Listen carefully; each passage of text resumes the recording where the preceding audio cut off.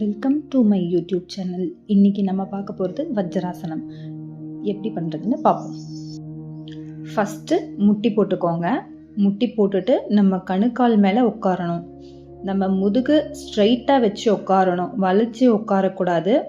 உட்காந்துட்டு நார்மல் ப்ரீதிங்கில் இருக்கணும். இதுதான் வஜ்ராசனம். இது நம்ம மெடிடேஷன் பண்ணும்போதும் உட்காரலாம். நம்ம சாப்பிட்டதுக்கப்புறமும் செய்யக்கூடிய ஒரே ஆசனம் இதுதான். இதனோட பெனிஃபிட்ஸ் என்னன்றதை பார்ப்போம். டைஜஷனுக்கு ரொம்ப ஹெல்ப்ஃபுல்லாக இருக்கும். பிளட் சர்க்குலேஷனை இன்க்ரீஸ் பண்ணும். கேஸ் ரிலீவ் பண்ண ரொம்ப ஹெல்ப்ஃபுல்லாக இருக்கும். கான்ஸ்டிபேஷன் இருக்கவங்க பண்ணலாம். பெல்விக் மசில்ஸை ஸ்ட்ரென்தன் பண்ணும். மைண்டை ரிலாக்ஸாக வச்சுக்கும். நெக்ஸ்ட்டு வெயிட் லாஸ்க்கு யூஸ்ஃபுல்லாக இருக்கும். லோயர் பேக் பெயின் இருக்கவங்க இதை பண்ணலாம். முட்டி வலி இருக்கவங்க இதை பண்ண வேண்டாம். இந்த ஆசனம் நம்ம எப்போ வேணாலும் பண்ணலாம். 5 to 10 minutes நம்ம உட்காரும்போது இதனோட பெனிஃபிட்ஸ் நமக்கு ரொம்ப அதிகமாக தெரியும். இதுவே கையை பின்னாடி கட்டிட்டு முன்னாடி குனியறது மகாமுத்ரா.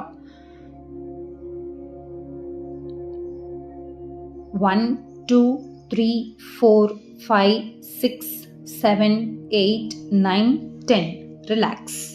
நெத்தியை வச்சு தரையை தொட முடியலனாலும் பரவாயில்ல. எவ்வளோ தூரம் முடியுதோ அவ்வளோ தூரம் பண்ணலாம்.